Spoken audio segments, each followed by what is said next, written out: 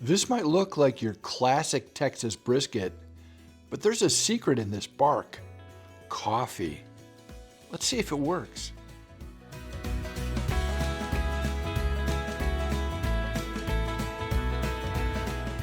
Hey folks, today is a good day. I'm making brisket Texas style, but with a whole new twist. I'm using some coffee, some smoked paprika, and a few other favorites in my rub. We're going to be cooking this brisket low and slow on Applewood pellets. So let's get into it. Smoking a brisket Texas style usually just means some very simple seasonings like salt and pepper, usually smoked with post oak and smoked for a long time. Today I'm twisting that up a bit. I asked my friends on the internet for a rub recipe. I got a bunch of good suggestions. And then I asked ChatGPT what it thought, and it tweaked it a bit. So I am going to be using a combination of my friends' suggestions and what the internet ChatGPT told me. Start with some salt, some coarse ground pepper, finely ground coffee, a bit of smoked paprika, chili powder, and finally some brown sugar.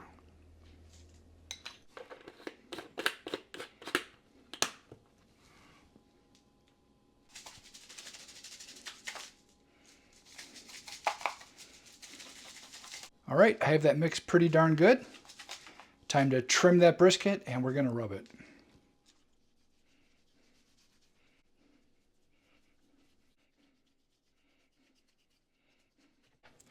This brisket is looking really good. Bit of fat on this side I'll need to take off, but other than that, it's a good looking brisket.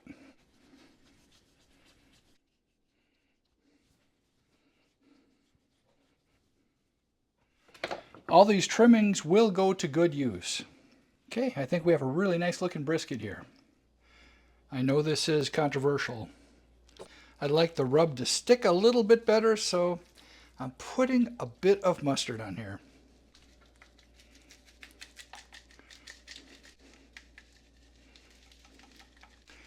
As I'm putting the rub on, I am smelling the coffee, that's for sure.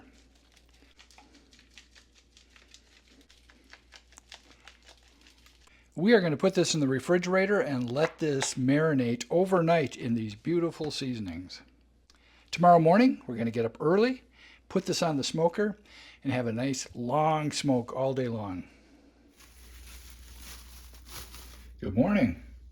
Let's get this on the smoker.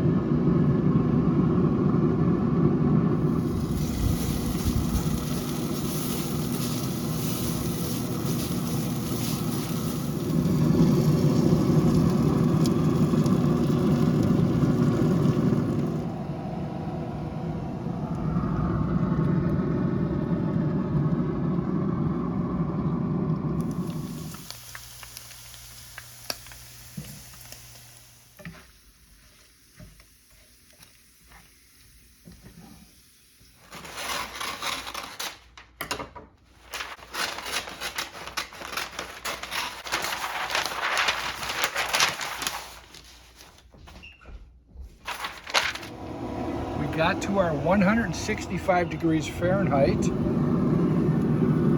This brisket is looking beautiful.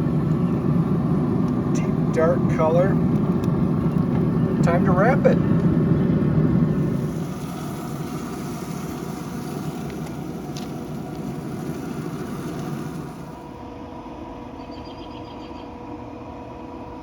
I'm wrapping it in butcher paper.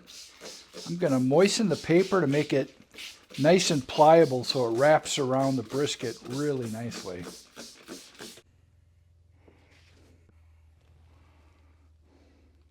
Going to coat this with a little bit of our rendered fat.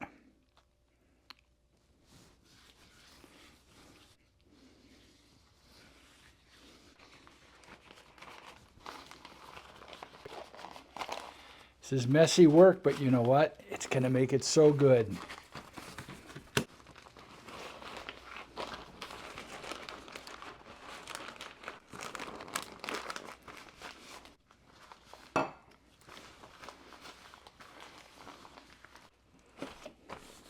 I'm finishing this in the oven because we don't need any more smoke on it, and the oven's nice and easy to keep at a constant 250. I'll keep watching the temperature. When it gets up a little above 200, I'll check it to make sure it's probe tender, and then we're going to let it rest.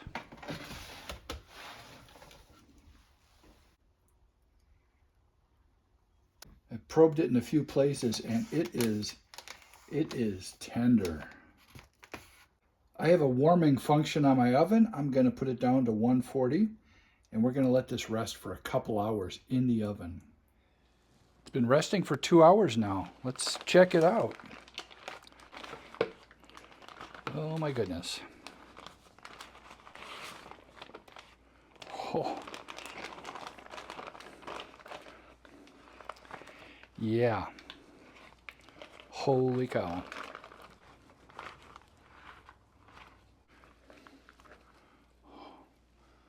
Oh my.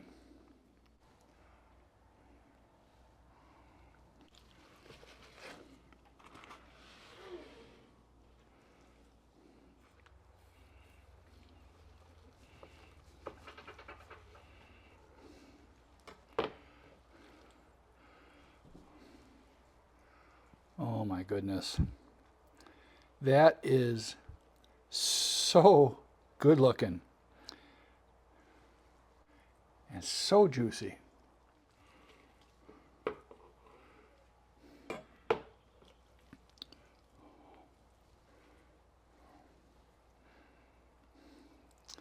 Look at that. Oh boy. I think it's time we give this a try.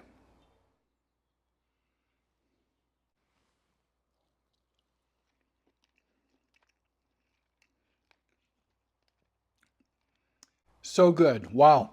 That coffee gives it a nice richness. This is definitely the most tender brisket I've ever had. That rub, smoky, rich, a little sweet, and that coffee, it doesn't taste bitter at all. Definitely not traditional Texas, but it works.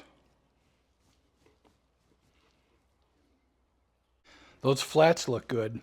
Let's take a look at the point. Uh-oh.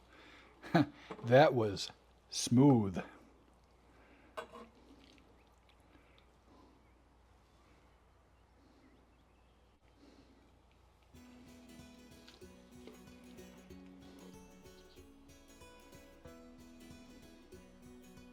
Well, that certainly was a very interesting experiment today. If you're into Texas brisket and you want to give something new a try, give this rub a try. You might like it. Let me know how you would tweak that rub. The recipe will be in the description. Next time I make this rub, I am going to tweak a couple things. Firstly, I think it needed a little bit more salt and probably a little less coffee. It was an interesting experiment. And I'm glad I tried it because it made today pretty good. I hope whatever you guys are doing, you're also having a good day. See you next time.